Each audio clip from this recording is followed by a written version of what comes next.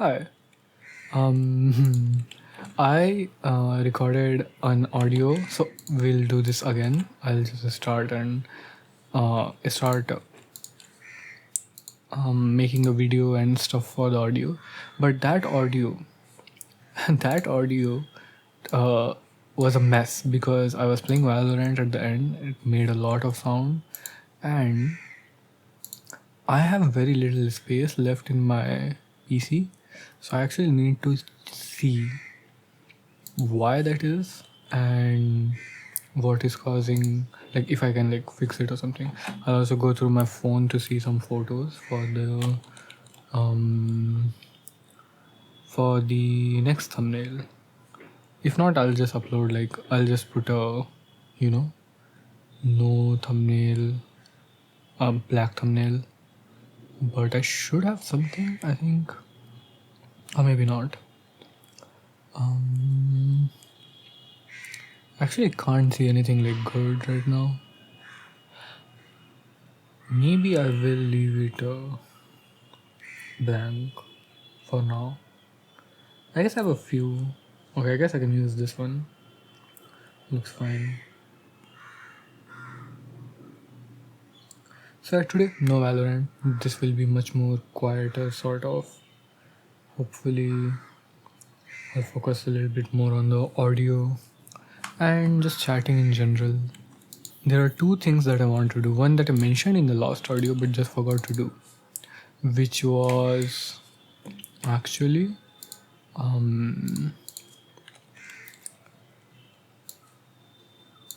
it was um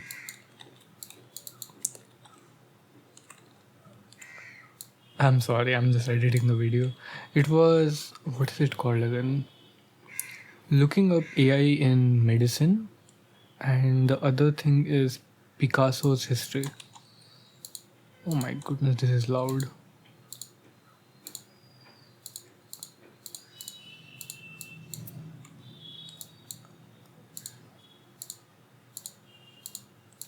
This is so loud, dude. I need to upload this, like, I'm not going to upload this on Audio Candy. So this will be just on my YouTube, and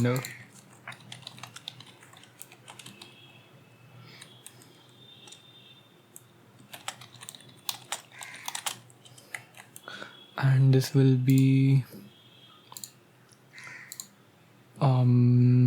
sort of a bad audio thing.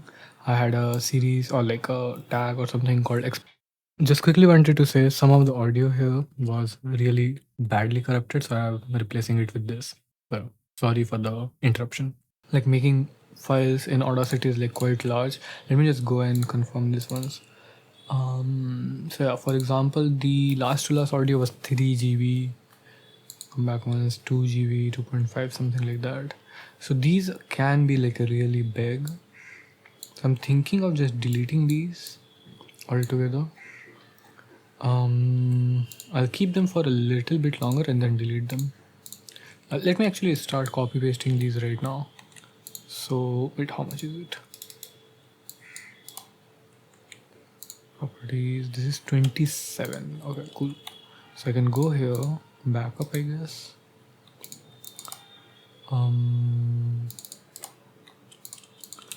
Audacity. I should have enough space. Yep, I have plenty of space in my hard disk to actually like save everything. So should be fine. It says 4 minutes for it to complete the download and everything.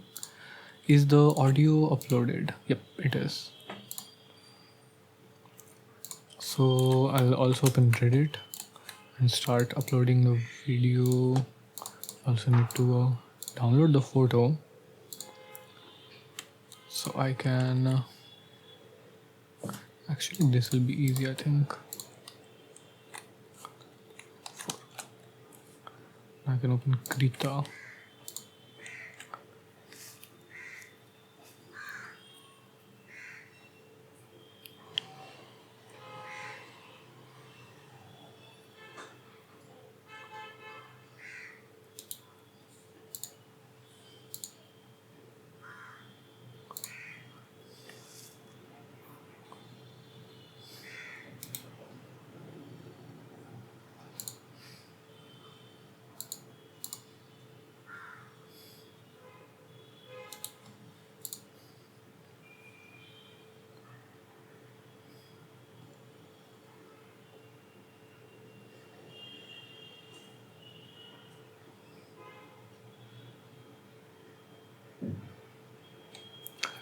Okay. Um. Wait 1 second. I am going down a rabbit hole basically. So I'll explain what this is.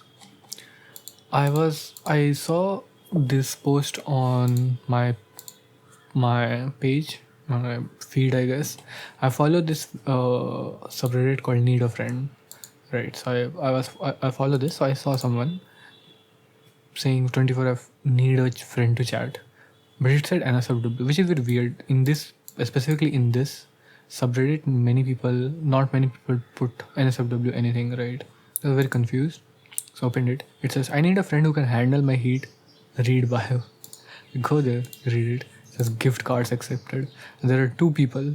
One of them says okay. The other one says is promoting this AI chatbot thing uh, for other people to talk to or whatever. And I just thought it was like funny. Okay. Um. Oh, I think my food is here. I'll be back. Now I did go and pick up my food, but I'm actually not hungry. I ordered the food a little bit earlier because I don't know. I just didn't want to wait till later to order it, I guess. Before this I ate chicken patties, then oranges. I went out and bought a bunch of Gatorade and one Pepsi as well. I actually don't usually drink carbonated drinks, but I just have it for like emergency or something, I guess, because I actually been liking I've been liking those sort of drinks a little bit like after heavy food because they make you burp.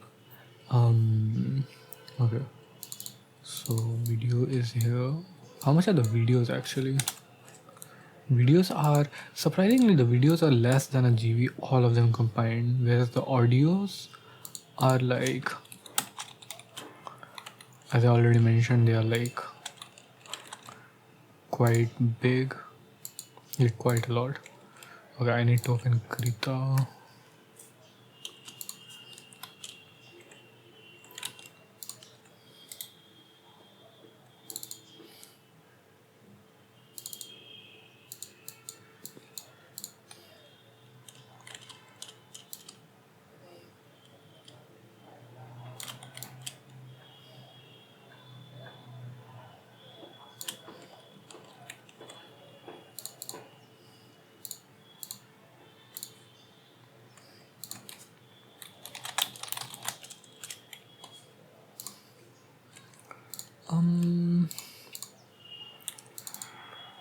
Oh yeah, the file size is too large. Do I usually export these in JPEG? Let's just try JPEG, see what happens.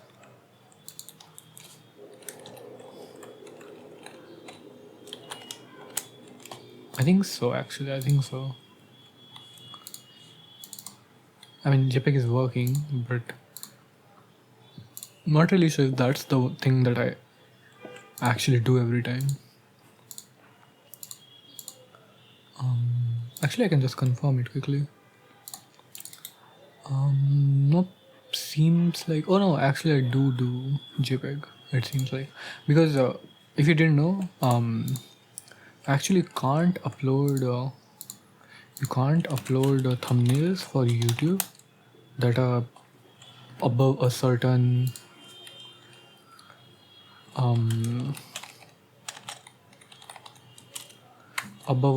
size. Okay, cool.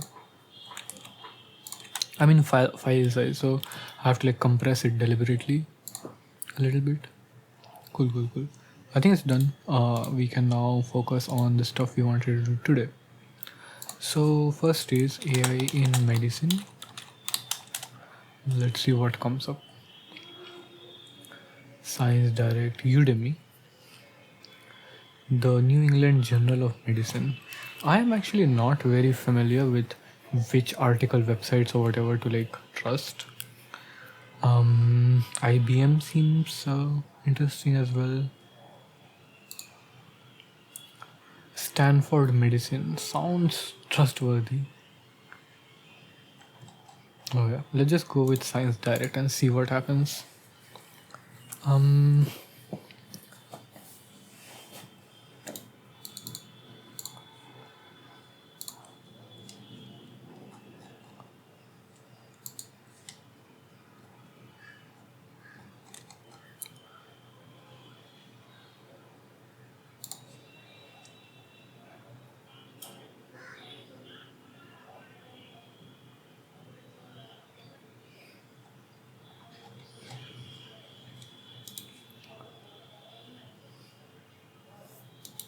okay, so I didn't like that one as much. Like it didn't give me like anything good to like start with. So I'm going to AI in Medicine by the New England Journal of Medicine. Let's see if we can find something more interesting there.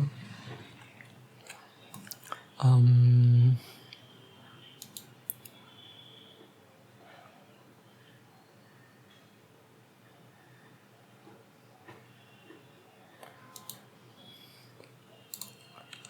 Beside to bench, AI and the new science of medicine. Today, medical research builds up an understanding of the whole from molecular parts, but artificial intelligence can revive an approach building down from patient level data to theory and understanding. A lot of these are not available. 36-year-old man was admitted because of fever, hypoxemia, and bacteremia. Imaging revealed pulmonary opacities, thickening of the duodenal wall, and thrombus in the right renal vein. A diagnosis was made. Okay, this is just a case or something. Um, I'm trying to. Okay, application of AI in medicine. Hate the huge amount of just AI results before actual results. Obviously, we have Coursera, Udemy. Both of these are educational websites. Let's just go through this. So this is AI in healthcare applications, benefits, and examples by Coursera, written by Coursera staff. AI is changing how healthcare professionals provide care and how patients receive it. Learn more about what AI in healthcare means today and in the coming years. Artificial intelligence has already changed much of the world as we know. Yet in AI in healthcare is perhaps the most impactful and personal way AI is changing our world. It is helping diagnose, create personalized treatment plans, and even predict patient survival rates. How is AI used in healthcare? AI uses computer and machine processes to simulate human intelligence and perform complex automated tasks in healthcare. While they seek to reflect the abilities of the human mind, AI-enabled machines are also capable of exceeding it in a number of ways, particularly by sifting through large volumes of big data efficiently in order to identify patterns, anomaly, and trade. I also just want to do one thing, which is just check if so if you haven't already, I really recommend you don't have to, by the way. I can go through it quickly here as well, but I would suggest going to the AI part of my last audio, or at the last audio, we talk about AI. There I mentioned, and this is basically the summary of it, so you don't have to go back and listen to it. But basically, what I mentioned is how in chess AI is used, and when it first came, it beat humans. It was much better than humans at chess, but there's still distinct a very clear distinction of what is a human play style and what is a computer play style. Also, I'll go back and shut my window so that noise is not coming. I'm not sure if the window is open or not. Okay, the window was open, but anyways. So in chess, when AI came, right, again it's more of a algorithm or like a engine than AI, but the concept is very similar where it's been trained on a lot of data and certain algorithms and everything are being used for it to play better than humans. It doesn't mimic how humans play but due to the simple nature of chess, simple compared to like image generation or whatever, they tend to be somewhat similar. And what it did was, I think I didn't mention this in the last one, but what it did was people started learning using chess engines and getting much better at certain things that weren't available to us as humans before, right? And I want to say, even though a chess engine can beat a human undoubtedly, like every single time, at the best that the best of the best players, human players can do is draw. Even then, the there are certain puzzles, like handcrafted human made puzzles, that the chess engines just cannot beat, which is really fascinating, right? But anyways, going back to the point, AI can be used to learn from, right? It can be used to learn from, and it can be used to detect things that our eyes can't really detect. Okay, I'll just continue reading. While they seek to reflect, we have gone through this. Unsurprisingly, AI presents a wealth of opportunities to healthcare, where providers can use it to enhance a variety of common medical processes, from diagnosing diseases to identifying the best treatment plans for patients facing critical illnesses like cancer. Robotic surgical equipment outfitted with AI can help surgeons better perform surgeries by decreasing their physical fluctuations and providing updated information during the operation. Before I continue, I do want to also mention that um, right now when we're talking about AI, right, a lot of it is, I mean, most of it is directed towards generative AI. So basically, generative videos, and generated images, right? Audio and text are also there, but these are the major two, right? And while the training of all of these are very similar, where you give them a lot of data and you train them, the way you approach them is really different for each of them, because for chess engine, for example, you don't just give them a lot of games and ask them to learn through it. You give a lot of directed feedback, you tune a lot of things. You do this in AI with images and videos as well, but in there you're much more doing it via intuition instead of giving very, because what image good looks good and bad isn't really as clear cut, right? Even today, even with the best of the best AIs, their movement is just off enough that people can tell that they're AI. And these are things that you can't really just pin down directly, right? Whereas a chess game won or lost, or a chess move that was good or bad, is very very clear, right? Most of the time. Similarly, a diagnosis of, okay, this person has this disease is very clear, because you can say that, okay, this person does have this disease, or they don't have this disease, right? So the training is very different. The goal of the training is very different, because with these image generation and video generation, the two goals are to make them as human like possible, of course, but also to make them quote unquote creative or unique, right? Every time you generate something, it should look unique, it should look different. Whereas with to achieve that, what these companies, these AI models, their creators do is add deliberate randomness to them, right? Where to simulate human nature, to simulate human creativity, because human creativity is not random, but it doesn't follow a necessary pattern, right? Whereas this is just pure randomness. But when it comes to AI in medicine, as chess engines, for example, they don't just add randomness. They're much more geared towards precision and accuracy, right? So they don't want things to so here and there. They are trying to mitigate the human inaccuracies, right? Because this is not an artistic field; it's a technological field, right? It's a both of these are like very clear cut. Okay, you need to do this correctly, right? There is a correct and an incorrect answer. So I think in these places, calling them AI is a little bit, because AI has existed way before like these things, right? When I learned about AI, the major fields where they were used was chess, was banking, was, because if I'm not wrong, AI can be used to detect fraud.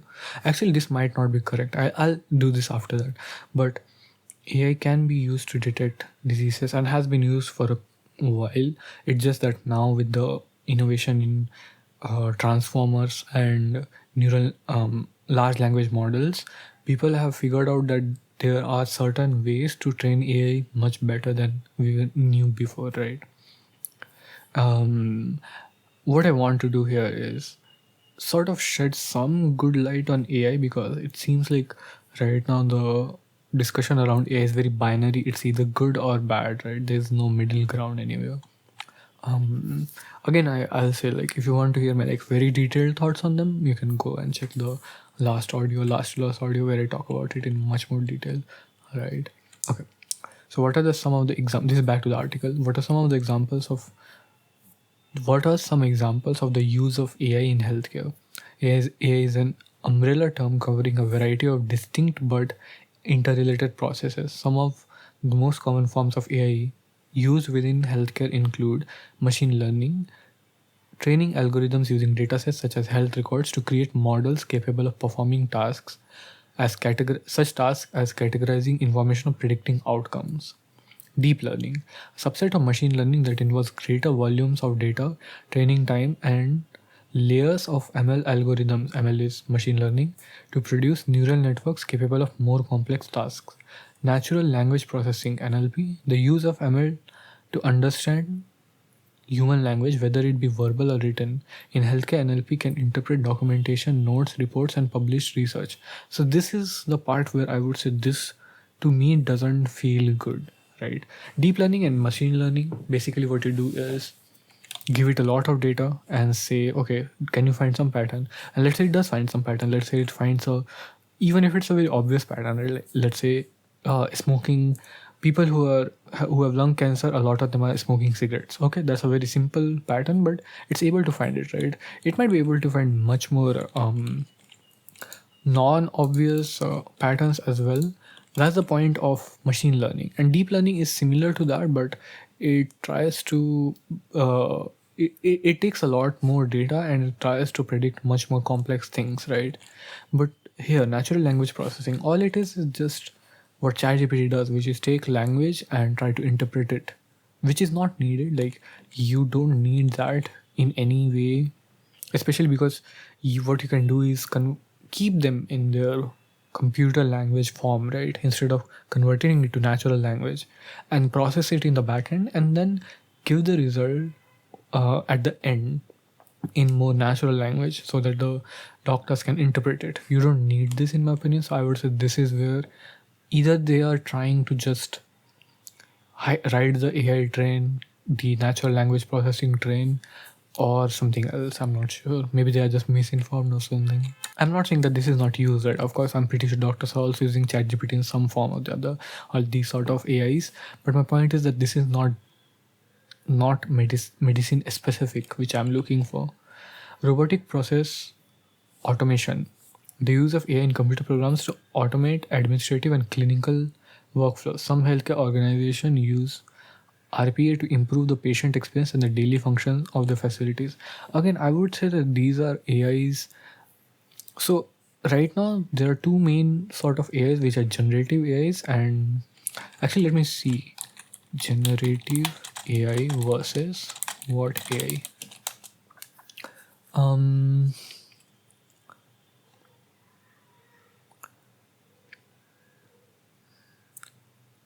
so so there isn't a, so it's not like AI is just divided into two of these, but generative AI is the one that most of us are talking about, which is where it generates something, right? It generates a image or a video or text or audio or something like that. Whereas a traditional AI or a just AI, right? What they usually do, they're trained on a lot of data. They're trained on something. A lot of the time, they're not even trained on anything. They are just purely hard coded. They are just coded to do something, and after that they perform something, right? For example, chess engines, earlier chess engines didn't used to be trained on any data as far as I know, so they were just coded to do something. Actually, let me see two more things. AI definition. Can I find Wikipedia artificial intelligence? So we'll go through this for a second, but I want to first say what my knowledge is, which is earlier chess engines didn't used to have any training data or anything. So what they used to do is just have this search tree where they would go down every move in some, order or something. Um, and find the best move to play, right? If you look at it from that perspective, it's not generating anything. I mean, it technically is generating a move, right? But it's not creating anything new. It's not creating something that didn't exist before. It's more like it's making a decision, right? And a lot of AI, even the medical AI that we are talking about, right, where they are pinpointing a diagnosis with a certain probability, right, that this is the highest probability. They are doing is um all they're doing is making a decision, right? It's basically like a calculator, which again I've given a analogy in my last audio where there are two types of calculator can be made. One is you give it a lot of data. Let's say it's a calculator that only does addition, right? And I give it a big dictionary which has 1 plus 2, 1 plus 3, 1 plus 4 answers to all of these, right? So every time you ask it a question, it looks through the dictionary, which is a huge dictionary, and it tries to guess what the answer is. And the other way is you code it with a few rules of how addition works, and then every time you ask it a question, it goes through those rules and spits out the answer, right? Now the second one in this case is much more of a algorithm rather than a artificial intelligence, which I want to like. That's the difference that I want to like understand right now. Like intuitively, I have a guess of what the answer is going to be, but I want to see what this is. Okay, so this is Wikipedia article. I'll also start noting down the um, links, I guess. So Wikipedia article for artificial intelligence, and then the Coursera one. Artificial intelligence is the capability of computational systems to perform tasks typically associated with human intelligence, such as learning, reasoning, problem solving, perception, and decision making. It's a field of research in computer science that develops and studies methods and software that enable machines to perceive their environment and use learning and intelligence to take action that maximize the chances of achieving defined goals. High profile application of AI include advanced web search engine recommendation system. So the first example would be like Google search or Bing search. Recommendation system would be YouTube, Amazon, Netflix, TikTok, stuff like this. Virtual assistant, so Google Assistant, Siri, Alexa. Autonomous vehicle, it says Waymo. I'm not sure what this is. I guess like auto drive sort of systems. Generative and creative tools, so this is language models and AI art. Again, Gemini, Google Gemini, Midjourney, ChatGPT, and superhuman play and analysis in strategic games. So chess and Go. So Go is another board game.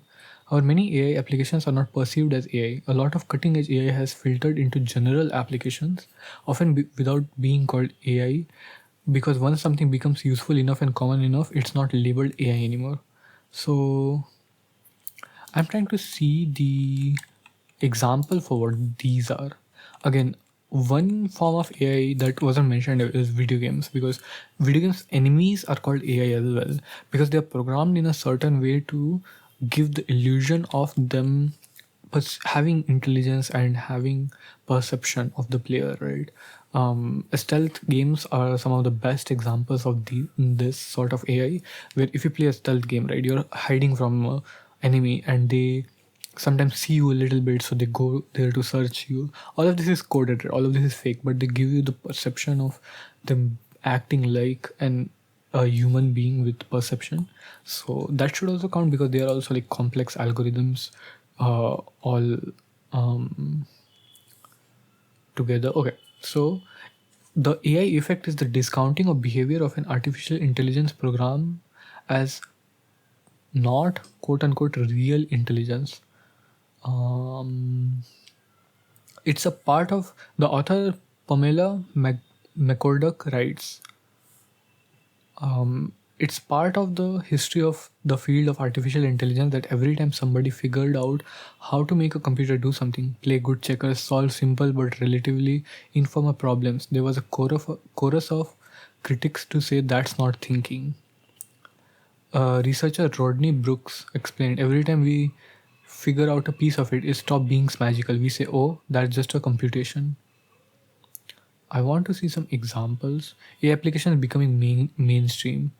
So this has happened in the field of computer chess. Computer chess. Okay, so we will actually go through computer chess a little bit. Marketing. So this would be, I guess, what we just talked about, algorithms that feed you. What was it called again? Um, recommendation systems, right? Agricultural automation, hospitality. So hospitality in this case is something I get confused with, which is taking care of someone in like giving them very specifically of a guest, right? So it says the hospitality industry is a broad category of fields within the service industry that includes lodging, food and beverage services. It has more, but I'm just skipping it. And optical character recognition.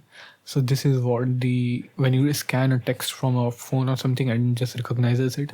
Some of the ones that I will also say is voice typing. So when you say something and it types those things out. It's interesting to see all of this. So I want to go to computer chess a little bit. Um,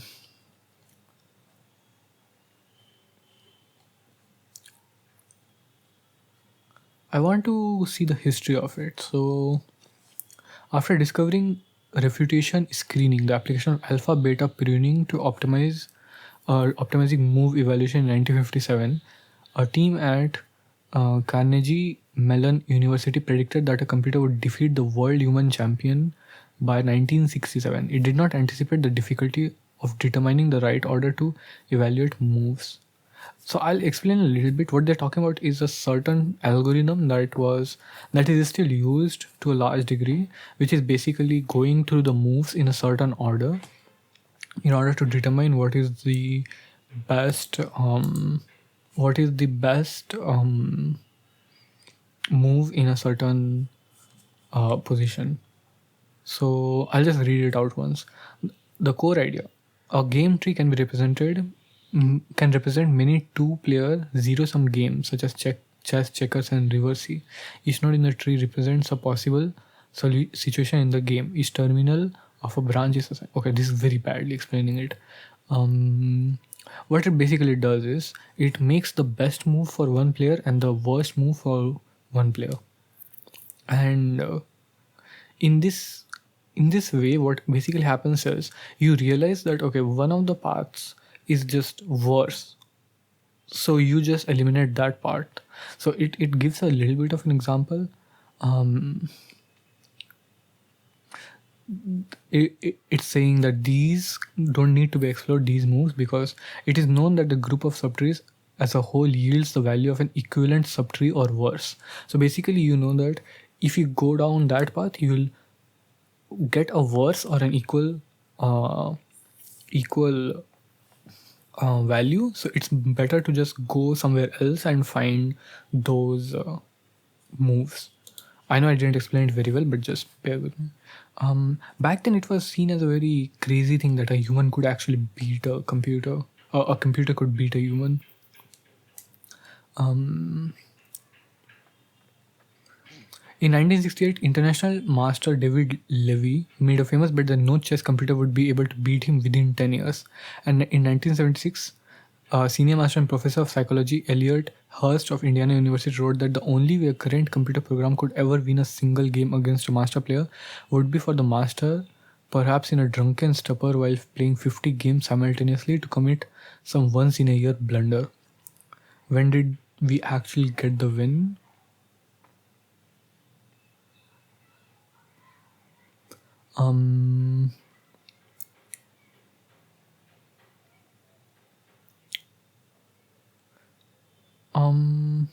I'm just trying to see. I can't see it quickly, at least.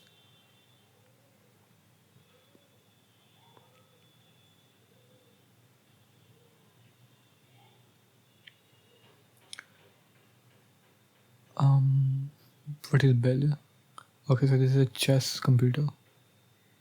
Levy won his bet in 1978 by beating Chess 4.7, but it achieved the first computer victory against a master class player tournament by winning one of the 6 games. In 1980, Bell often began often defeating masters. By 1982, two programmers played at master level and three were slightly weaker. So this is very early on, and computers are like already competing with masters, right? Again, these are not at all trained. So let me actually go through Bell's program a little bit. So in the final incarnation, Bell used LS1 general computer to coordinate its chess hardware. There were three custom boards, Origins, Design. The initial chess program was rewritten to utilize move versus evaluation, quiescence, search, and evaluate positions by prioritizing material advantage. We'll also use transposition table to avoid redundant examinations of positions. So none of these are using any sort of, this is what I actually wanted to find, right? None of these are using any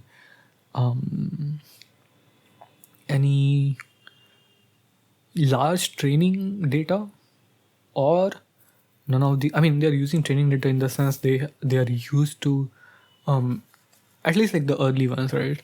They're used to, for the programmers to understand the concept and then apply them, but they are not being used to, for the AI to just look through them every single time, right? Which is what I wanted to do. So this is not any sort of like large language model or large training model based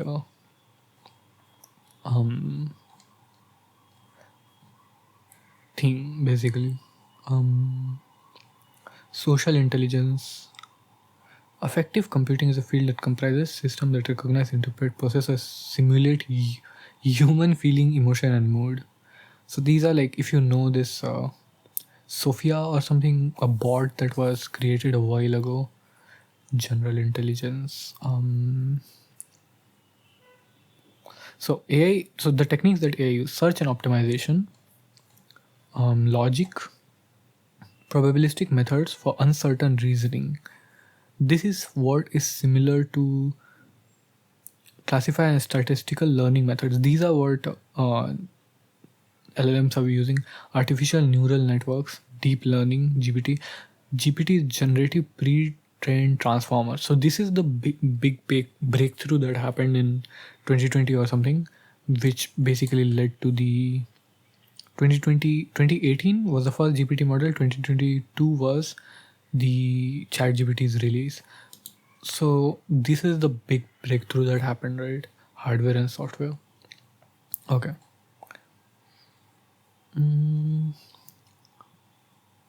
Okay, I think I'll end the talk about this, at least like AI specifically here, and we'll go back to the medicinal one.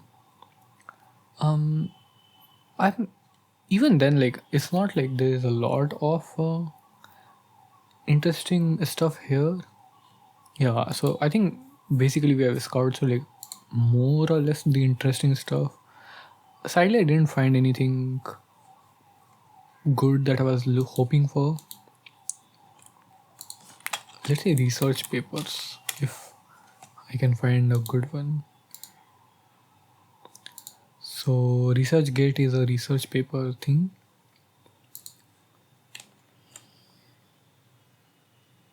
Website where you post research papers. Diagnostics, benchmarking, explainability, transparency,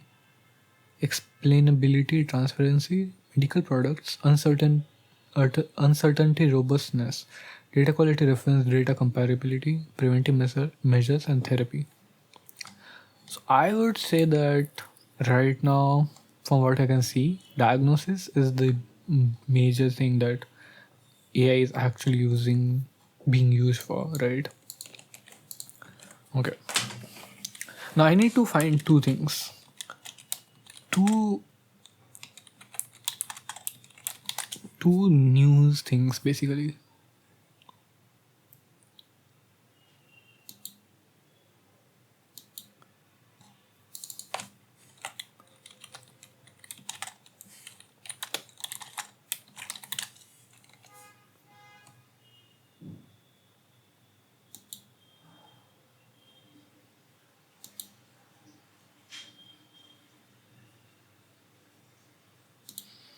Okay.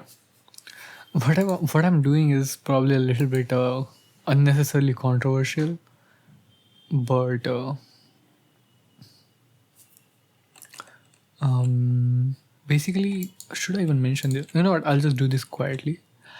But I'll just let you know what I'm basically doing is I've mentioned a few people and their relationship with their partners in the like in my rambles and stuff. So I'm just confirming whether or not what I know is true, basically.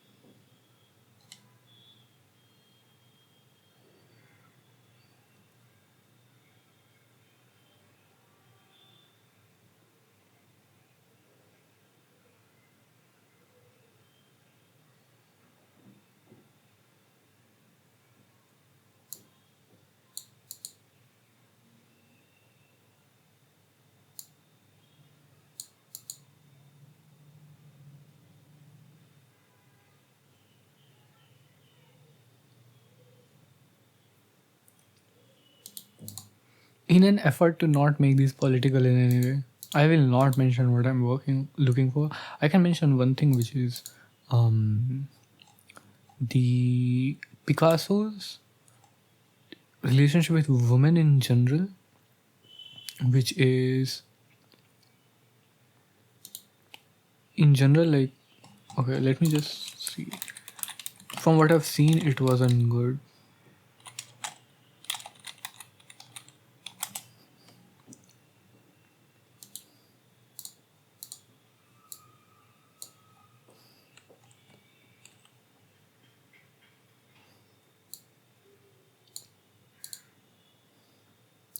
Yeah, I think I've read enough, but in general, this is the sort of stuff that I don't really like because a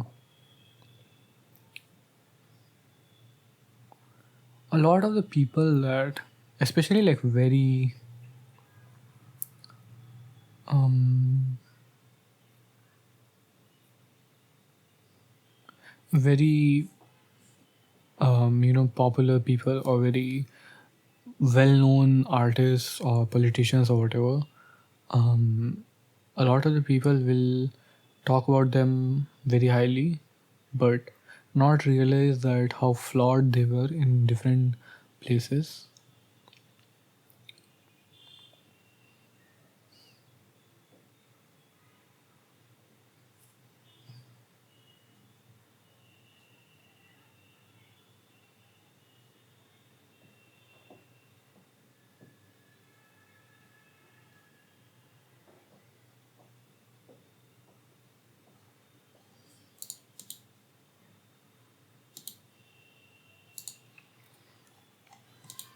Funnily enough, a lot of the websites I'm trying to access are just like not letting me. They're like, you cannot access this website, and I don't know why.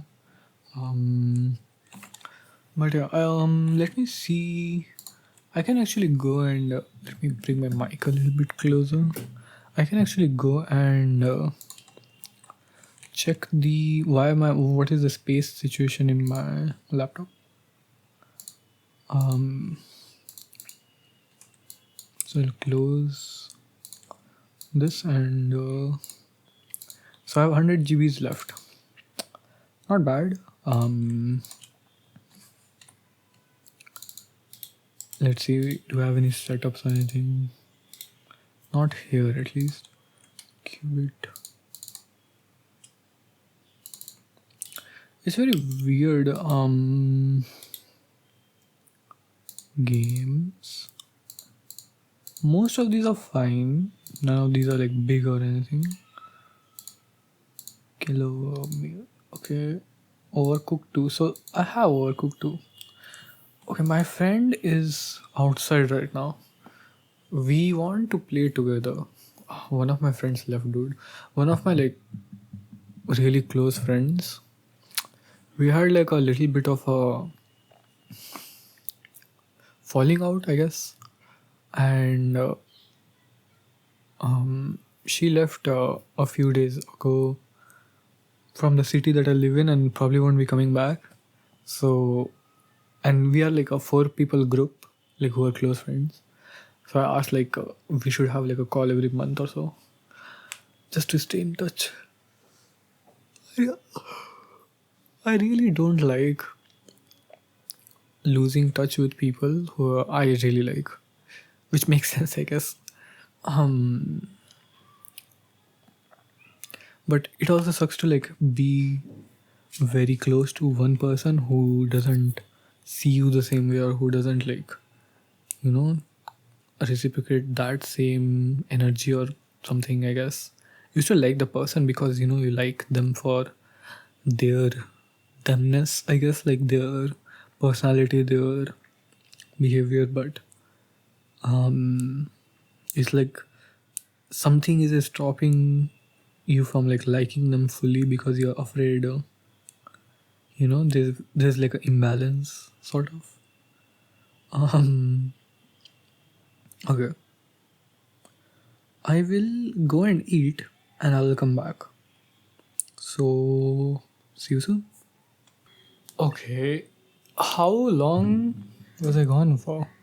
I mean, to you it's probably nothing, but I have been just finished eating, like was watching a bit of Valorant like videos.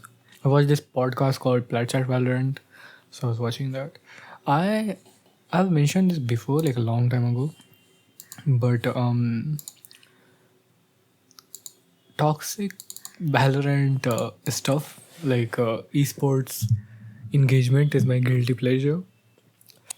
Like um there's this website called VLR, right? And it's full with kids, dude. Like I feel so old there because I'm the only one who is like even around my age, 23, and everyone is like everyone's anonymous, but everyone is like just so toxic. I don't engage like toxically there, but I love reading it because it's like this kids fighting with each other about like some person they don't even know about, right? And they're all just so immature. It's so fun to see. It's like lovely to watch, and I don't know, it's just so much fun. If you hear that, that's my notification. By the way, I'll like reply to someone in a second. But it's just so much fun to see just this sort of like banter and just arguments happening all the time over nothing, just a video game. I just find it so funny because like there is like some logic there, right? But I love it when someone is like trying to argue with logic and statistics and everything, and then there's some kid who just walks in and says you're stupid and leaves. I don't know. I just find it really funny. But definitely there are some people who need to get off that website and be a little bit more productive. I haven't visited that website in like maybe months, for sure, months. Um, okay, I replied, but I wanted to try this. So as I mentioned this before, I think I'm banned from Alpha, but I want to see if I can. Am I actually banned? Did I get unbanned at some point, or am I? Oh my god, someone. Oh wait, never mind. But I need to see if I actually cannot post or something because I swear, um, I swear I've um, it feels like I can post. So that's what I'm like trying to see. So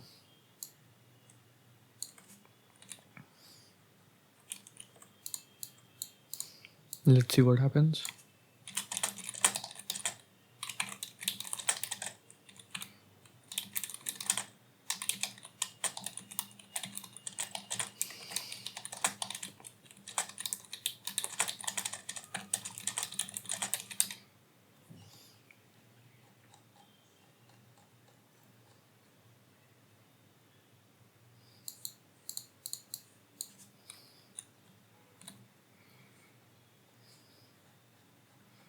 Let's see what happens when I post it. Oh, I forgot to put any tags. You've been banned from contributing to this community. So I'm still banned. Again, no idea why, but okay, at least we can see that. The thing is, like, I can't make a different account as well because that is also against the rules. So I just have to wait till, I don't know, they figure it out or something. Like why, figure out why they have banned me. Um, okay.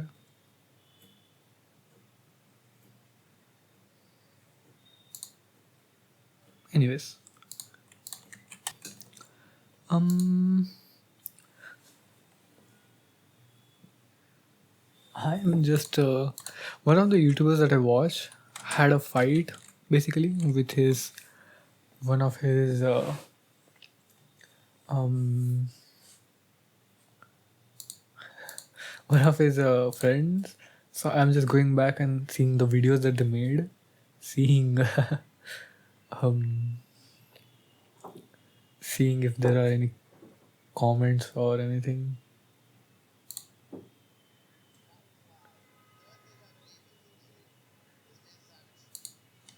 Yeah, so just funny to see, like, not funny for that person, but um for me, I guess.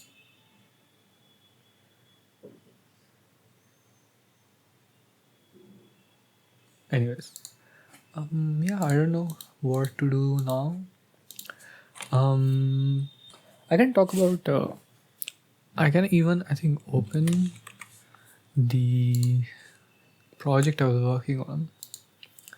Should upload it. I really need to stop like trying to be perfect and stop trying to um stop trying to make something finished before uploading it. Right now, that is like the biggest like roadblock I have basically. Let's see. Right now, I'm just opening the project, seeing what is like the state of it basically.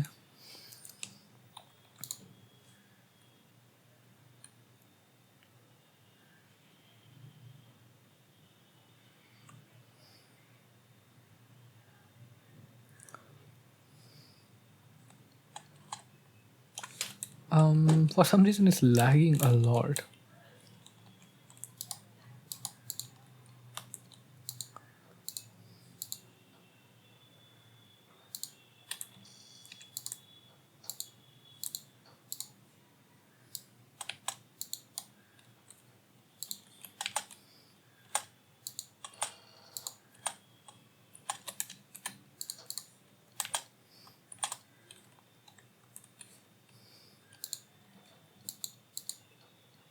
Yeah, I think I'll upload it as it is.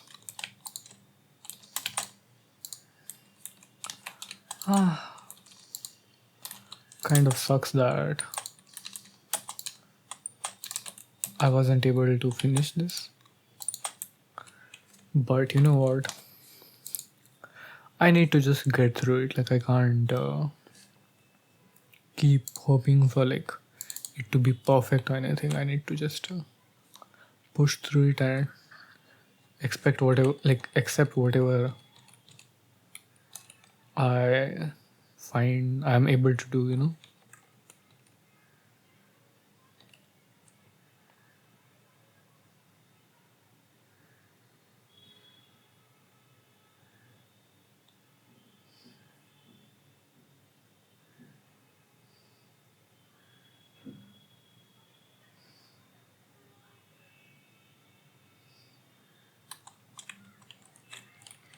I'm just watching some of my videos that I took yesterday in Valorant.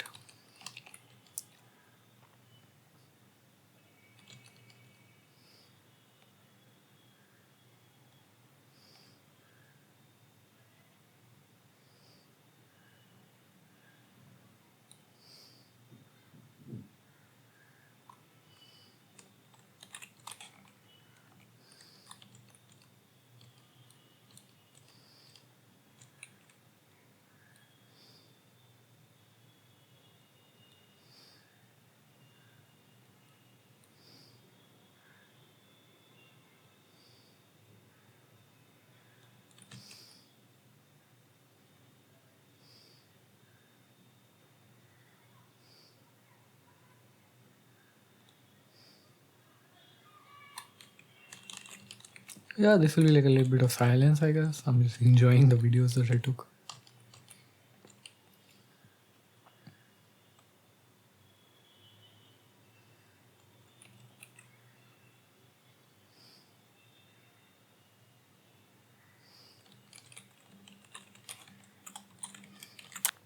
I just paused the recording while I was just watching. But yeah, I will now, after thinking about it for a little bit, upload it to itch.io. I need to go back and like make my pages a little bit prettier as well because right now they're kind of a mess. And I'll start like creating a better portfolio. I'll start working on smaller games. This was my goal last year, but honestly, last year was fun in a very different way where it wasn't work that was fun, but rather like meeting new people, making friends, and stuff like that. I'm happy with it. It's painful in its own way, but I still enjoy it.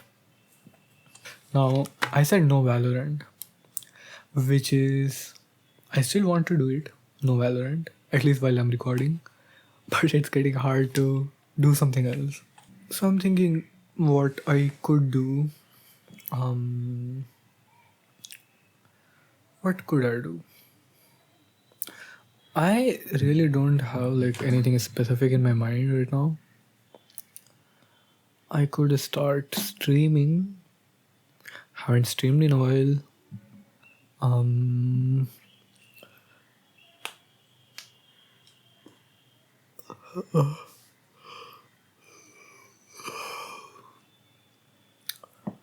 hmm, could just stay silent as well. Enjoy just doing nothing. You know what? I'll clean my room. You might remember that I cleaned my room a while ago, but rooms are rooms and they get dirty, so I will clean it again. Um, there's not much to clean this time because naturally, once I've cleaned my room once, it's easier to clean it again because everything is in a set like order basically. The main thing I'm cleaning is my table. I'll eat an orange as well. I really love eating oranges. They're like very juicy. I don't know if you've heard that. That was my stomach gurgle. I just ate, I swear.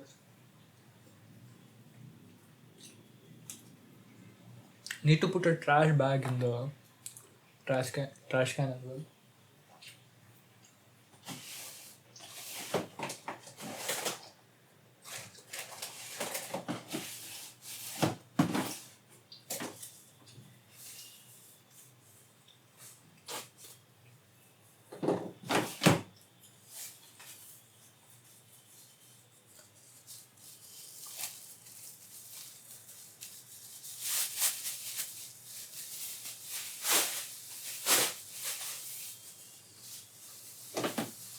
I do want to mention it's not like I'm a clean freak or anything.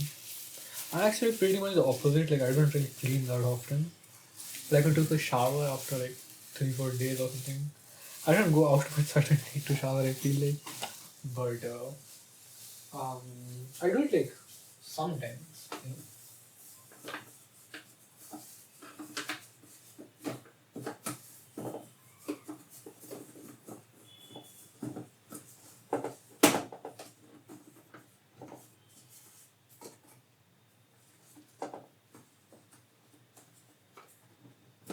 To me, this also explains very well why I don't like using I don't like playing Valorant because when I'm not, I can like spend time doing this stuff, which is like more fun or like more productive, not fun, but more productive.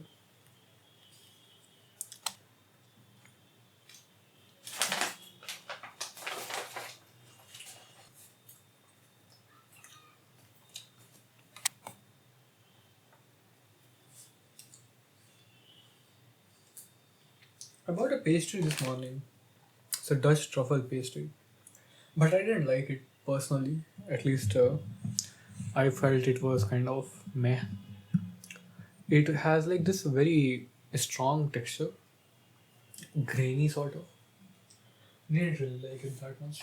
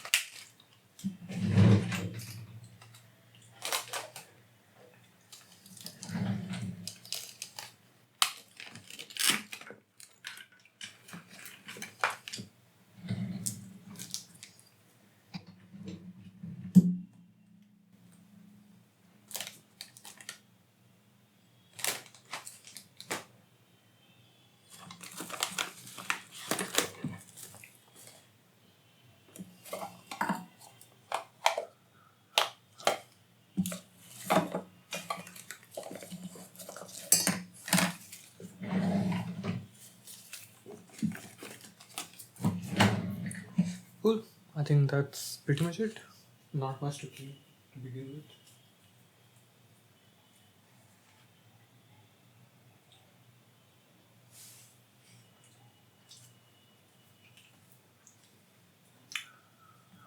I don't have my drawing tablet with me. Otherwise, I would be able to draw right now something. That would be another way to like do something productive.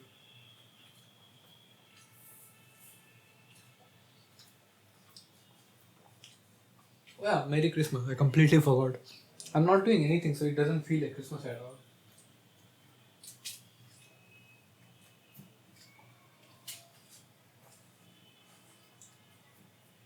One more thing I need to do is start working on a next game. So now that I am happy with leaving this project, I can at least move on to something else.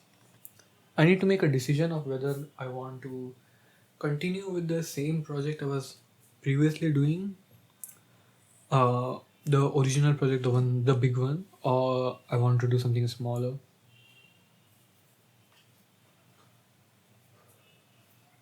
I'm just walking around my room a little bit because it's been so long since I've been just sitting.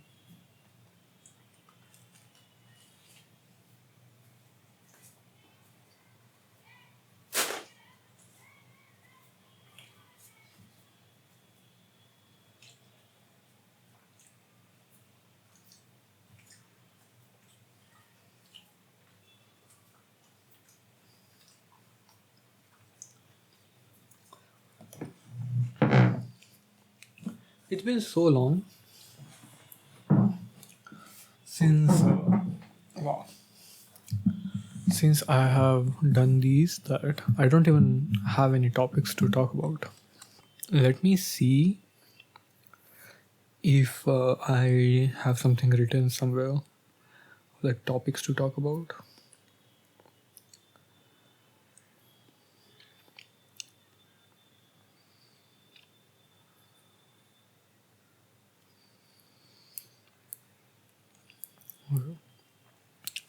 Nothing interesting, at least. What else was I going to do?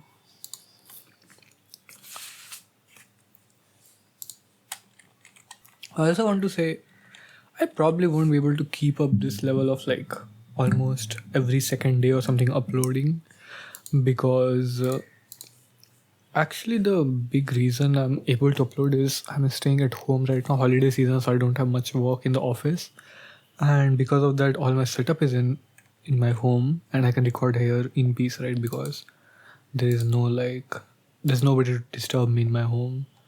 But once the education season starts, I guess I'll have to like go more towards go stay more in the office. So there's a good chance that I won't be able to I won't be able to record and upload audios as much, which frankly might be a good thing because that would let me work on stuff, and when I do make audios, I'll have like stuff to talk about in the audios. Um, so right now I'm thinking what to do. I should also probably think of like a video to make on my game. Um, yeah.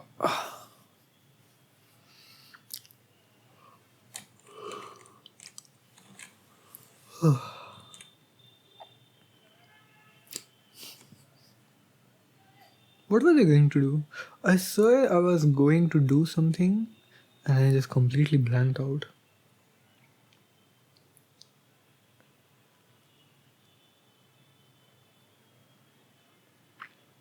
Hmm. Interesting.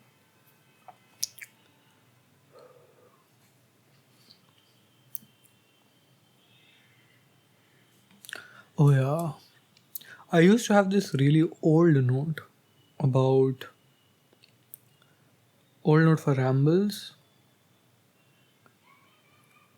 Let's read it out. Groceries, knife, astronomy or astrology for me. So I'm assuming this is like I'm a what is it again? Taurus, I think. Leg versus auto. I got ran over by an auto. It an auto tire ran over my leg long time ago. ABCD. I don't know what this is. Cats, dystopian cities, carry yourself. I think I've mentioned this before, but basically, some people look very different. Even two people who look very similar physically appear very different. Uh, just the way they carry themselves. A stolen menu by waiter. Oh yeah, I was looking at some food or something, and the waiter just came, took the menu away, and left. Mooney lawyer, SCP, writing characters. Have you seen this meme where there's this person who shows who uploads photos of I think Anna Toyle Anna Taylor Joy and someone else, and says, and on their arms there is this vaccination spot, basically like when you get vaccinated at an early age there's a spot left there, and they have the captions Latinas, and I don't know, I just find it so funny. Do American people not get those spots or something? um Night City Girl, this is an anime or something, I think, or like a comic. One Tree Hill. So a YouTuber I watched, Doug Doug, he and his friends did this whole thing where they would watch the show One Tree Hill, but only the recap of it. So at the beginning of every episode, there is this recap of previously on One Tree Hill, and they just watched it, and I watched it with them, like on the stream, and it was so funny. Like you couldn't tell what is happening, and you had this like vague idea of what is happening, and every time in the next episode something insane would happen. But that was really fun. Magic rocks. I think this is just how the minerals that are used in the solar panels are magical rocks that convert solar energy into electricity. Then radioactive rocks are magical rocks that emit radiation and aura and stuff like that. Some magic rocks you can put in water and they combust in fire. Sodium, for example. Um, SCP Foundation.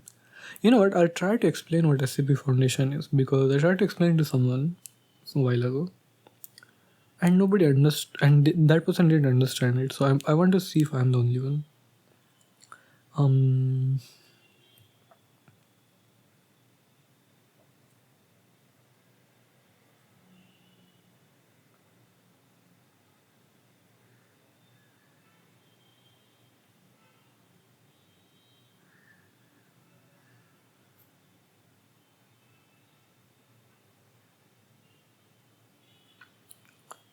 just a second. I'm just reading something. Some things.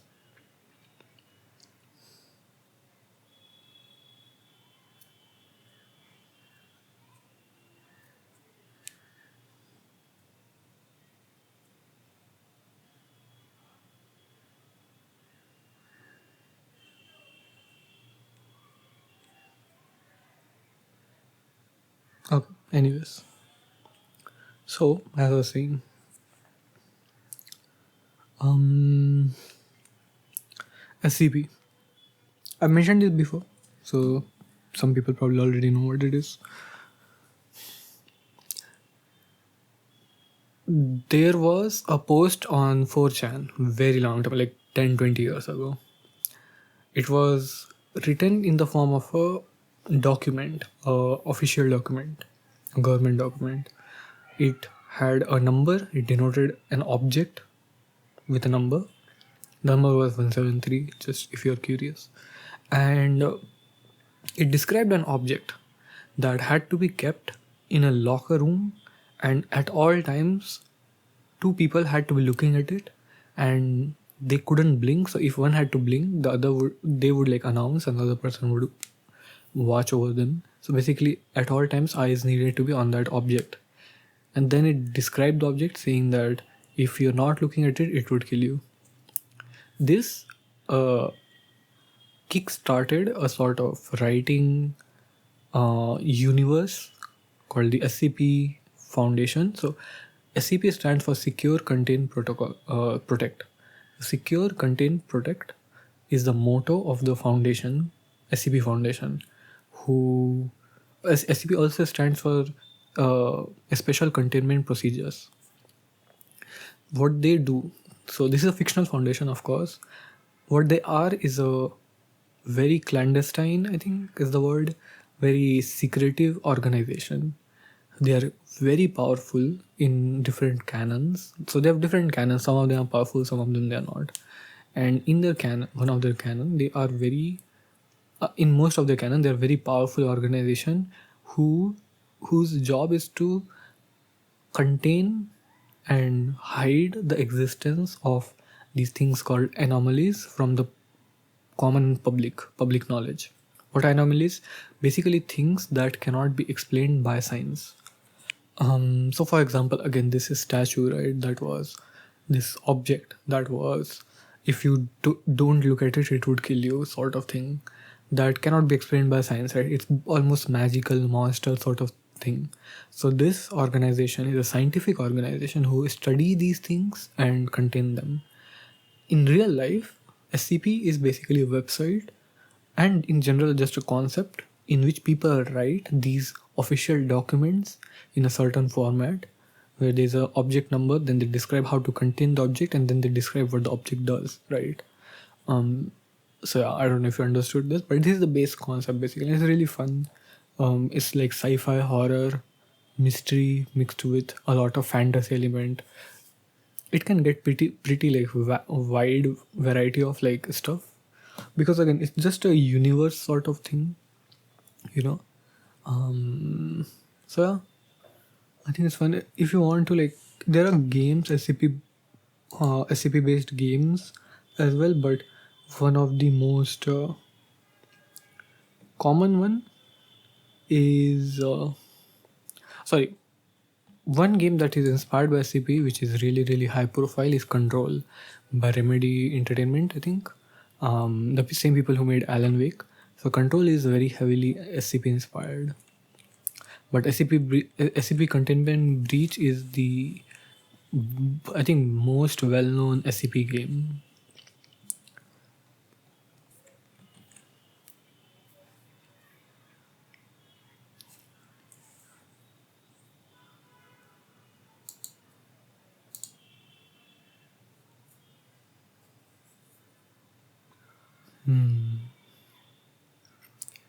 I'm not sure. I feel like doing something like playing a game or something, but I don't have any game in mind. Okay, let's see how much this is. 1.26 GB. That's fine. Not much. Okay, I have a bunch of games. I have Stardew Valley as well. I haven't played a Stardew Valley in a really long time. We could do that.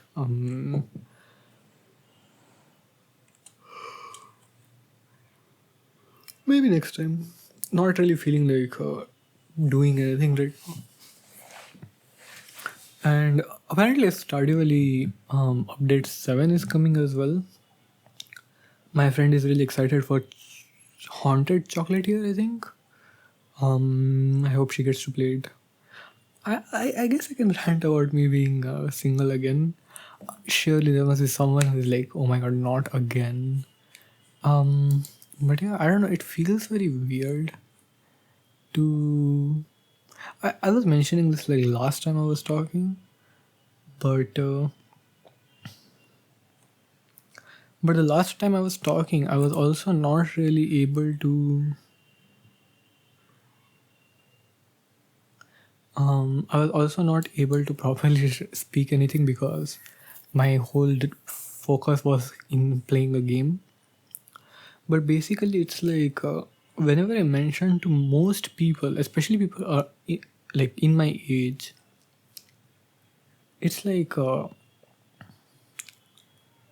lot of advice I'll receive, like, focus on yourself, work on yourself, stuff like that.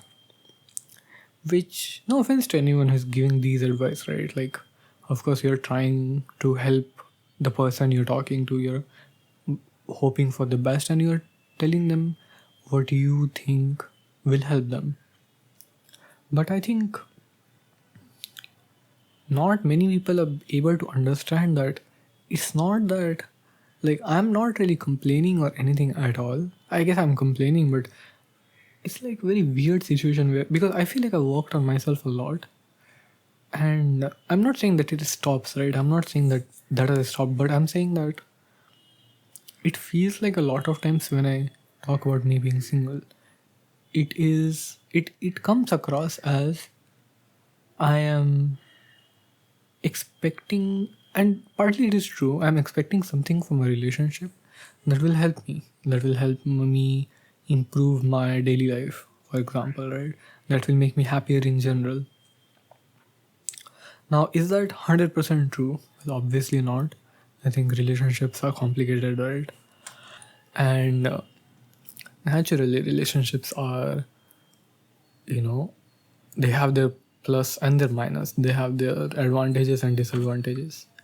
But I think what many people try to do is, and most of the people I know have been in a relationship, or in fact are in a relationship, um, or have been out of a very bad relationship recently. So when I talk to them about it, they have a very sort of pessimistic outlook on relationships, I guess, or they have a very different way of looking at how you get in a relationship. It doesn't help either that most of my friends are women, which is usually a really good thing for me. But the thing is that experiences of dating for men and women in general are very, very different because we both face very different problems. But in India specifically, it's very, very different because, okay, I mentioned this in my last audio, but I'll mention it here as well. What happens is that in India, you don't really ask people out, you just say, I like you. And the other person has to sort of answer your question with a yes or a no, which again, you didn't ask them a question, you just said a statement. It's very, I would say it's very immature the way we date in India.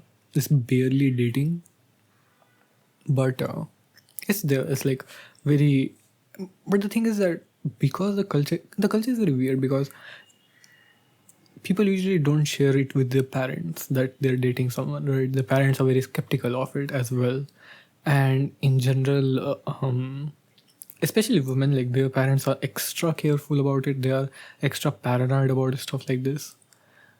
So, as you can like probably imagine that it is something that there already is a hurdle of just dating someone from your family, from your parents, from your friends, even sometimes before you even get to the relationship stuff, right? And women have really bad experiences due to men being creepy or men being immature and very pushy, not taking no for an answer in school and stuff. So they are like extra paranoid about someone dating them, right? This is a common thing in, at least in India. I'm not sure how common this is in other countries, but you you being afraid that your guy friend will grow feelings for you, which, as I said, it's seen as a fear sort of in women that, oh no, not again, right? And that has happened to me a few times when one of my friends, now I have a lot of women friends who I've been friends with, and I've not grown feelings for them beyond platonic like care for them, but I've had romantic feelings for my friends as well. But because of this sort of dynamic, it never feels comfortable to say it. And even when I have said it, I have like met with the same reaction of, oh no, not again, sort of, right? I've never really pushed for anything, but my point is that in general, I think like approaching dating in the first place is really awkward in India, if not straight up difficult.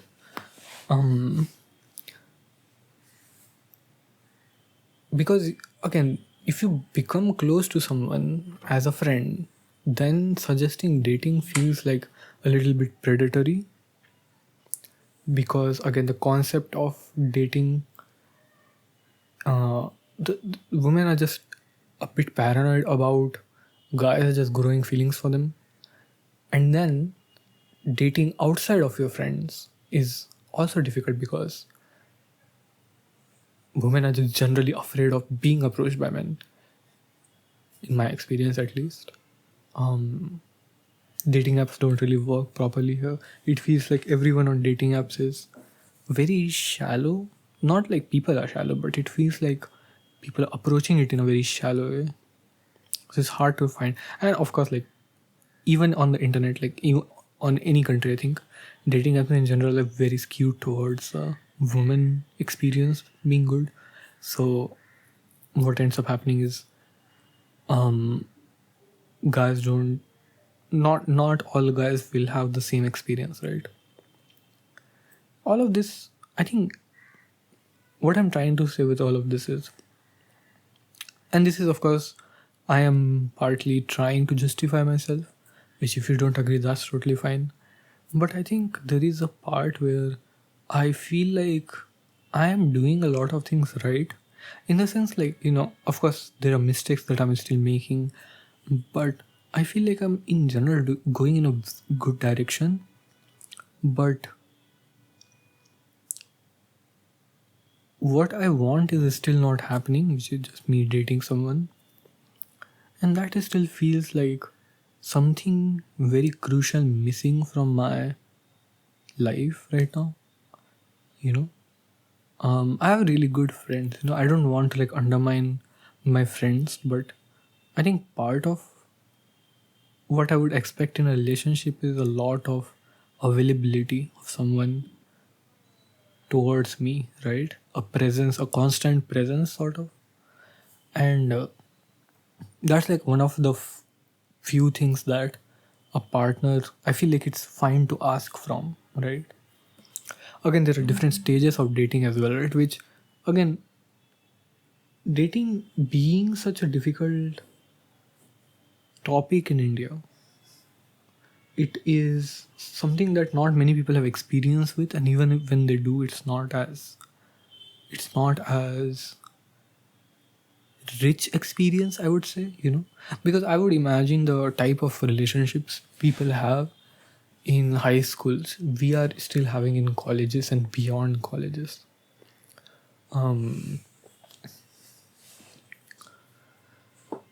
I really think I would be fine. Like, I genuinely am fine waiting for the right person for another 5 years or something. Would they be very difficult 5 years? Yeah, I think so, but I'm fine with it. But of course, there's no way to tell that there is that person at the end of the 5 year or 10 year or whatever, right? That to me is like what that uncertainty is what scares me a little bit. And it seems like a lot of people who I talked about this have very different and very different way of looking at this situation. As I've said, many of my friends look at relationships from a pessimistic view, which fair to them, but I still want to. Sorry if you heard that. I still want to experience it. Um, a lot of them are in a relationship, in which case they are not experiencing the. See, I think in general, a lot of the people I know have been in multiple relationships.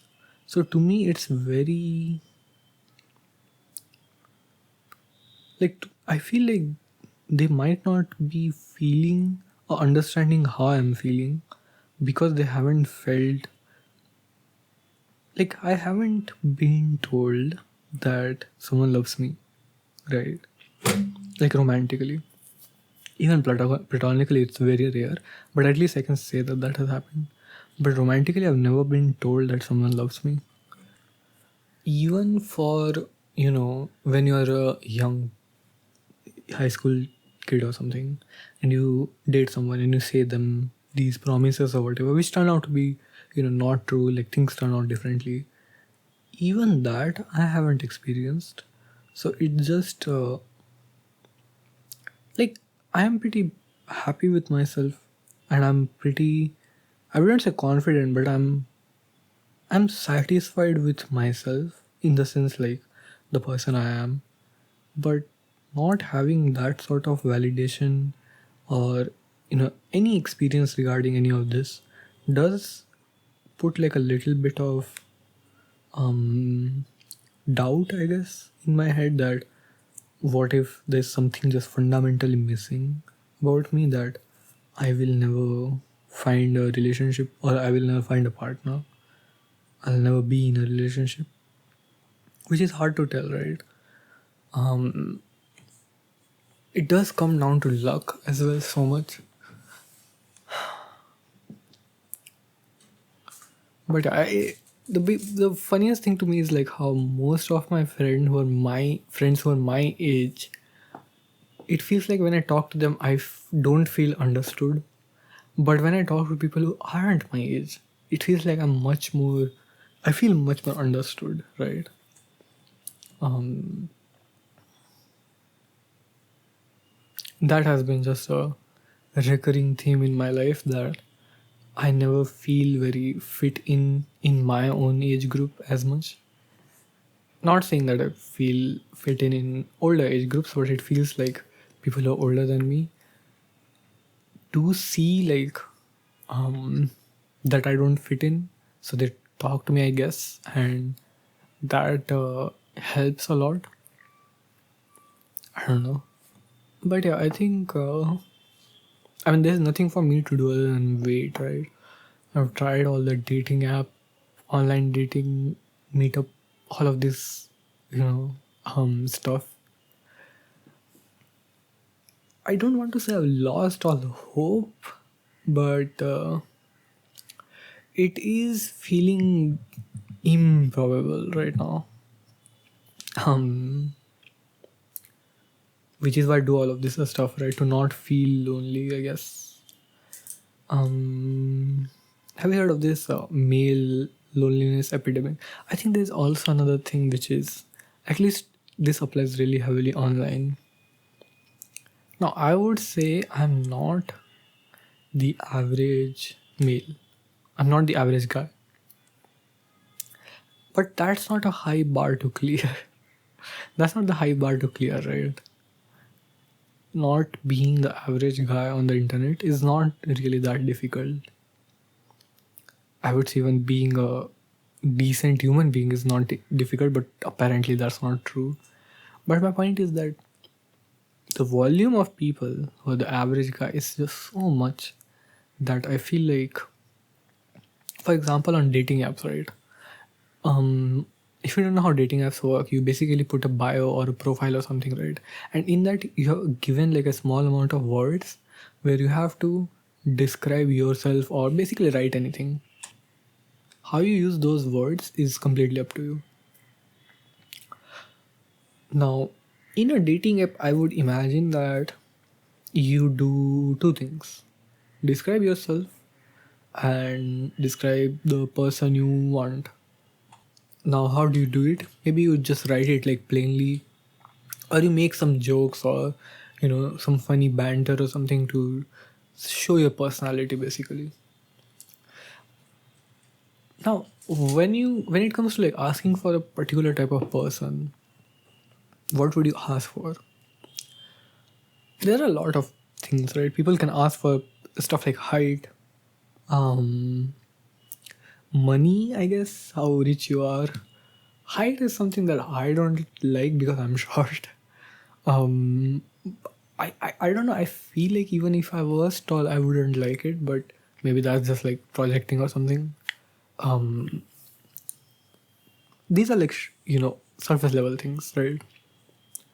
Then some different things, like, for example, if I had to ask, I would ask for someone with a good voice, but that's not like important or anything. Like, that's just a example I'm giving, right? For example, many people like people who drive, right? So they want to go on long drives and stuff. I can't do that because I don't drive, right? Some people like people who sing, for example. These are like, small stuff and very basic stuff, I think. To me, one thing though that these requests show is a lack of like experience in dating, I would say. Because if you have dated enough, or like at least if you are like understanding of what you want in a person, these are the things that you would be looking for, right? For example, one of the things that I will always ask for is whether or not you play games. It doesn't matter whether or not you do, but what I want to see is your reaction to it, right? Because I am going to be excited to show you different games and show you different stuff, like different sort of games. I can play games with you. Uh, I can play. You can watch. You can play. I can watch. Stuff like that, right? So that is to me something that a hobby that I really like, something that I do for a career as well. But also, I have a lot of knowledge about it, and it's an entertainment medium, right? So I feel like that could be something, and especially if you do play games and you're really into it, that would make us really good friends to begin with. Now, a lot of the people on dating apps, I'll actually open one right now. A lot of the people on dating apps, and I mean a lot, like basically majority of people will not mention any of these things, and they'll just say basic stuff like be a good person, don't be creepy, don't be weird. If you don't like women, if you're not a feminist, don't swipe or whatever. And to me, it's like, first of all, if any women are listening here, this is my advice to you. Do not write any of this stuff. Like, if you are not a feminist, don't talk to me. Because then anyone who wants to deceive you will know what not to say. You just want them to be themselves, and you make the decision whether or not you like them. I know that that sounds like you're wasting your time a little bit, but the people that you're looking to not interact with will be very obvious from the very beginning.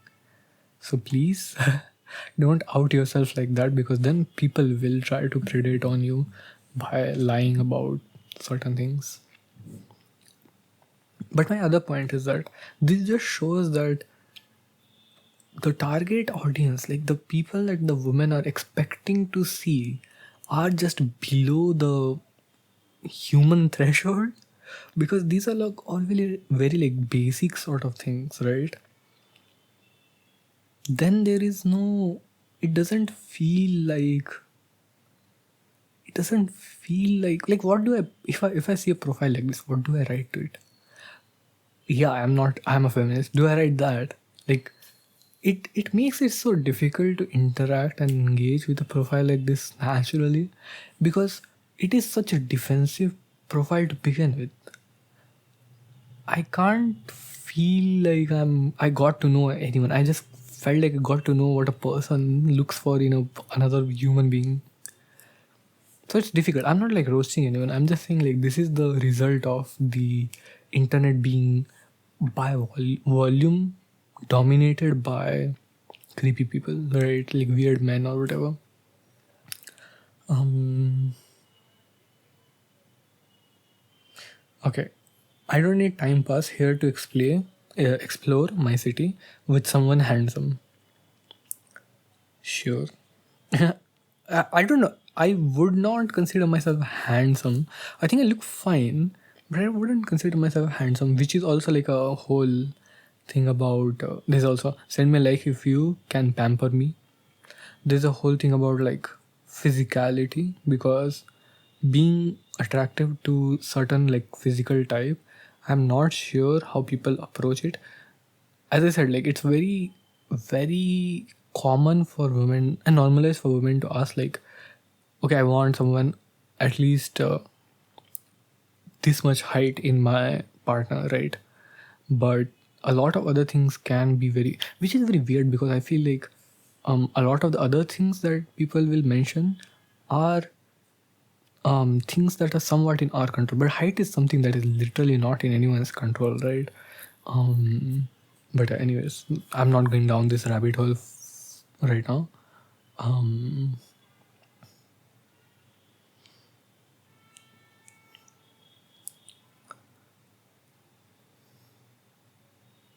if I had to describe dating me in 3 words, okay, everyone got this? If I This is a prompt, so if you don't know, in these dating apps you'll get like a prompt and you have to fill it, right?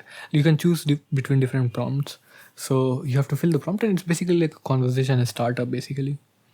So this prompt is, if I had to describe dating me in 3 words, then the person writes, you'll get a best friend and a partner in the same person.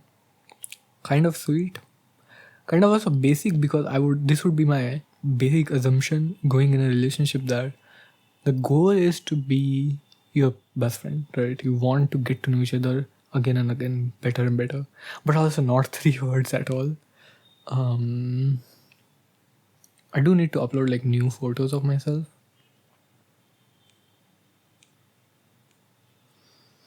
Then some people just don't write much, which is Hinge is an app which I use, which actually has a lot of written stuff. So that lets me at least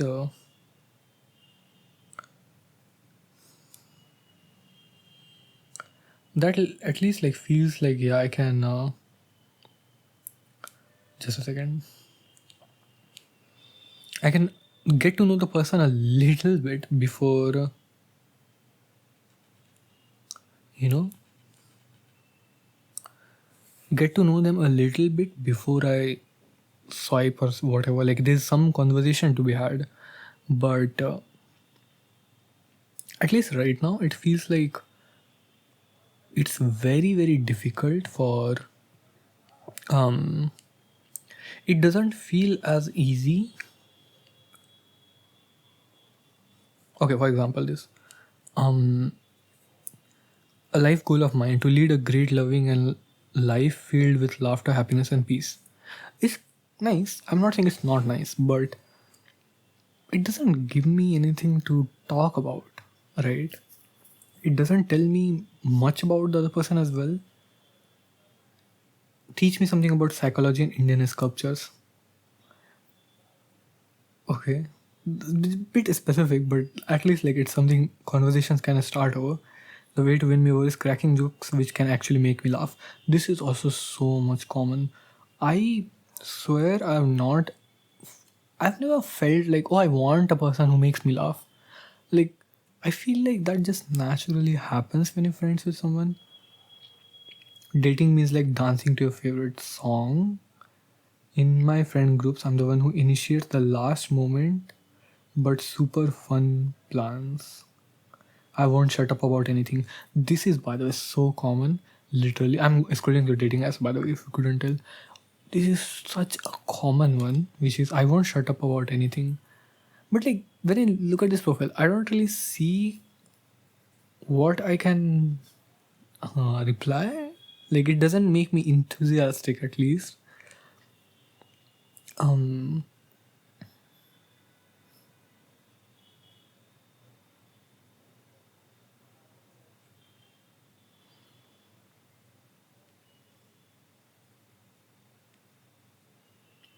My simple pleasures, sunlight and silence. I'll brag to you, my friends, if that's a tough one.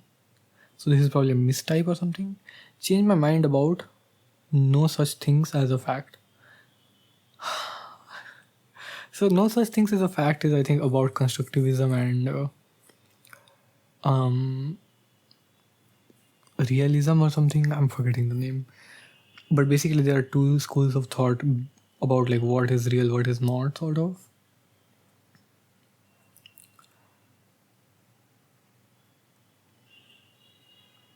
Again, a lot of the profiles it feels like I don't know what to say.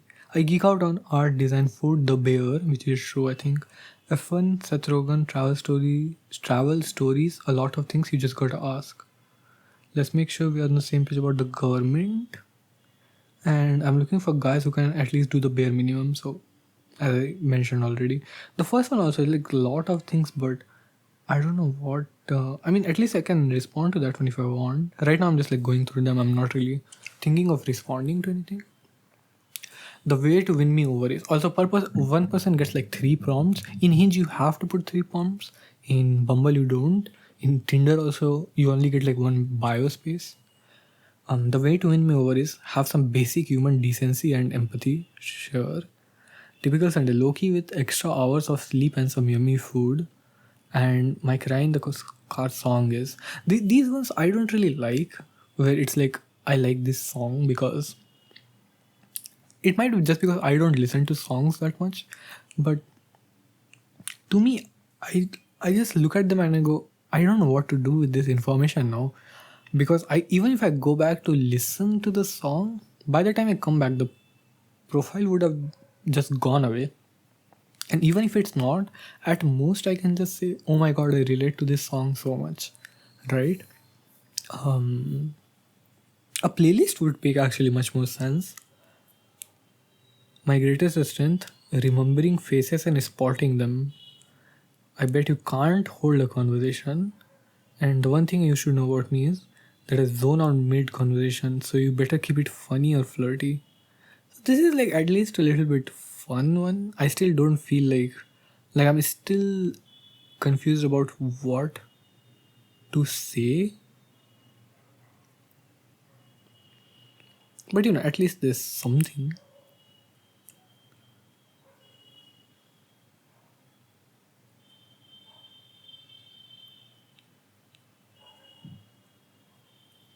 This is also a very common thing. People will just put full stops everywhere instead of like writing prompts.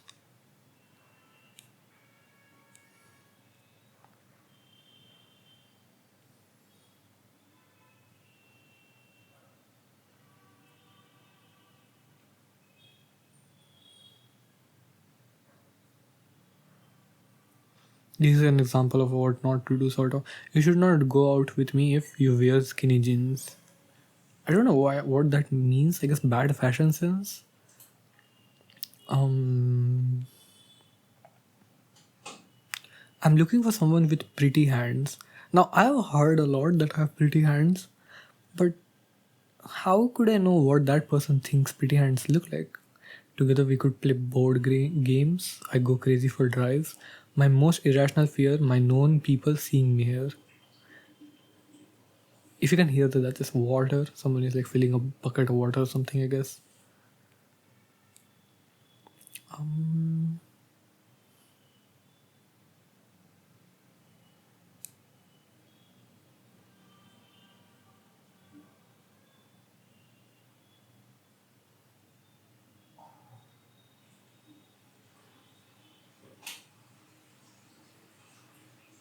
okay.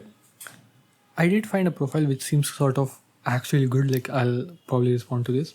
The first one is a way to win me over is get me the best medu vada in the town for the early morning breakfast. It's just a funny one. I don't think this is particularly good, but the next one I like, which is the one thing you should know about me is if it looks fun, my answer is always yes. And the last one is what I order for the table will always be the worst thing on the menu. So never, I repeat, never let me order. Like these seem fun. These seem like they have like some character to it, right? Look at the very next one. I'm weirdly attracted to deep voices. I find some. want someone who finish my sentences and pizza. I don't really care about someone's quality of language and English literacy or whatever, but it should be finishes, not finish. The key to my heart is coffee, honesty, and remembering how I take both. It's very basic, I guess. You should not go out with me if you're a vegetarian. Steak wars. Okay. I mean, that's one I can kind of get behind. To me, relaxation is having breakfast after 24 hours working on the film site. Okay. First round on is on me if you're sore from the gym. This is also kind of nice. Um, these are called standouts, which are sort of supposed to be the best of the best. I don't know how they calculate it, but okay, I'll go through this one as well. I'll pick the topic if I start the conversation. Weird skills and questionable hobbies. My friends ask me for advice about. Honestly, I'm better at getting them into trouble than giving advice. Founder and CEO of bad ideas. I know the best town spot in town for Dudanas and show me the best hidden cafes in town. Didn't really follow the prompt, but overall, I think this was also a really nice profile. The thing about standouts is they are supposed to be. Now I remember why I don't like these. The thing about standouts is you're supposed to have a,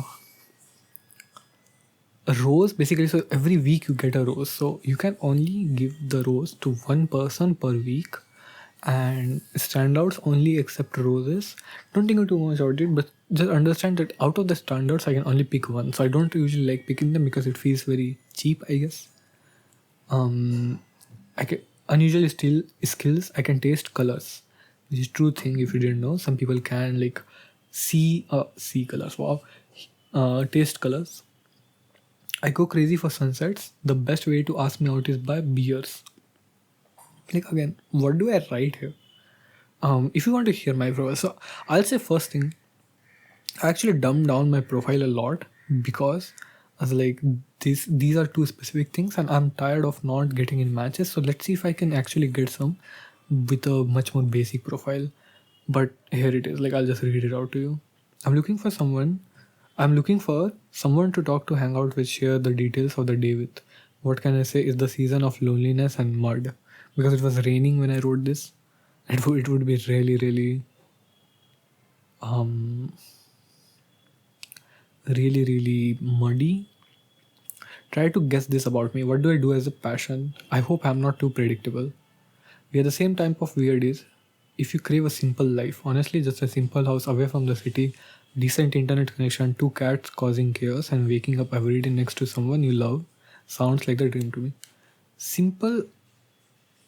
I feel like one prompt, the last one gives like the idea of like me being a very peaceful, stability seeking person.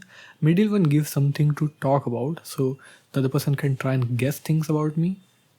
What was the first one again? The first one was the most generic one. I think I'm looking for this is this. So I'm looking for someone. What was it? It is too corny in my opinion. I don't like it. But at least like that will give a good, I think, starting point or something, right? Typical Sunday. Take me out, please. Dating me is like full-time subscription to unhinged and unprompted humor. I go crazy for late night walk, drive also works. I think this is actually kind of nice. Um, the way to win me over is good banter and even better food. I want someone who can hold a conversation without it feeling like an interview.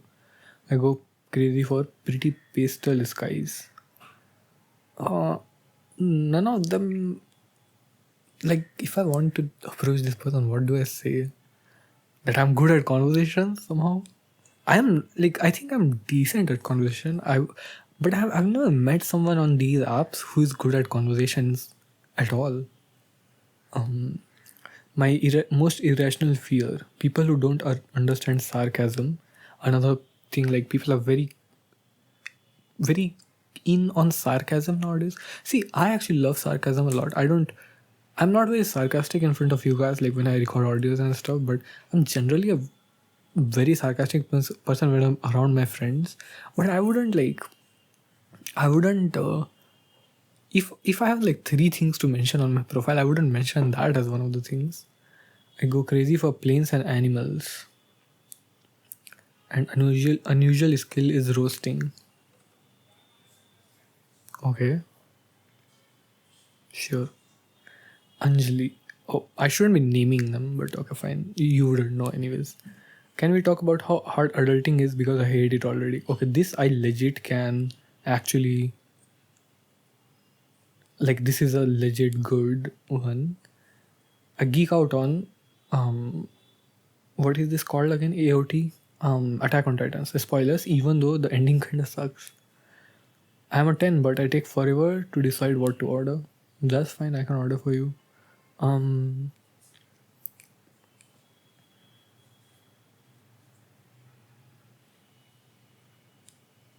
this is a nice profile as well.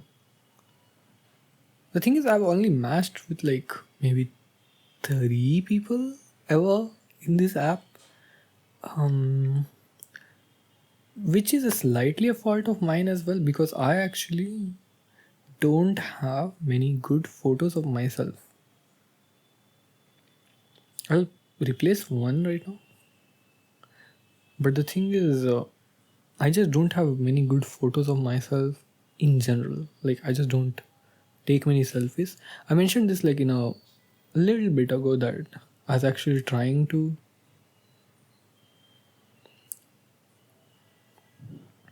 take some more selfies and stuff in order to upload them, I guess. Okay, cool. So I uploaded a new thing, whatever. We'll get along if you like my playlist. Don't hate me if I forget to reply. I go crazy for espresso martinis. Change my mind about nothing good can come out of being on dating apps. My most irrational fear: God will punish me if I don't spend more money than I have. And biggest risk I've taking a 1.5 year long hiatus after college because I didn't want to do anything that didn't make me excited about it every day. That's something that I have done as well. Oh my god, this person is a singer.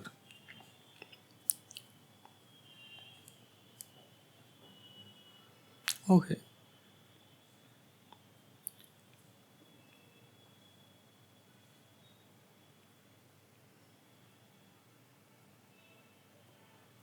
Hmm.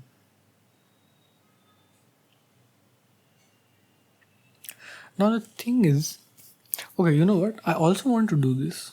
Is there a global option in this bloody app? Because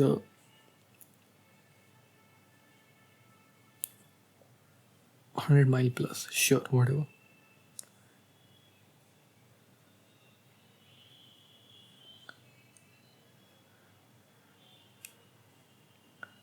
Hmm.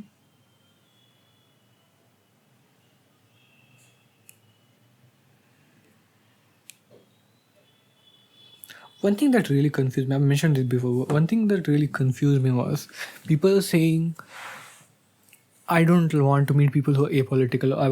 I don't want to meet people who are or I only want, let's be on the same page about not being apolitical. And I was like, why is everyone into politics so much? Like I don't think about politics that much. But later I realized that it's less about the Indian politics specifically and more about being right wing or left wing, which the that makes a lot of sense. Like I never had these, I never got into the nomenclature that much, but now it makes sense. Like, okay, you don't want to meet people who are, because there's some people who definitely are like leaning towards one side but just don't want to admit it, so they just don't say any specific,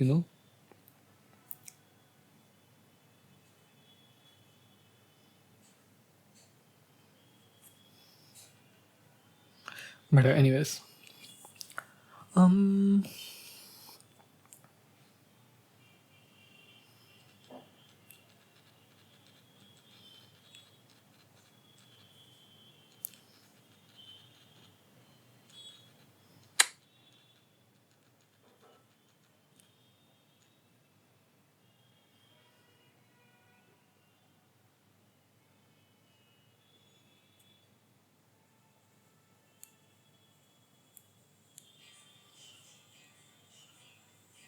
can you hear that? Okay, so I have been gone for a while. I was playing chess with my sister online. I actually have been, I think I mentioned this before, but I've played chess also quite a lot. So I think I might upload like a link to my, I was going to say link to my chess account, but I can't do that because it's linked to my, um, sorry, personal Gmail account, which for privacy reasons I don't think I should share. But I can make a new Gmail and I can share my, um, you know, make a new Gmail, sorry, use my Reddit Gmail and upload it there. But for now, I think that's it. Hope you're doing well. Hope everything has been good with you. And see you soon. Bye bye.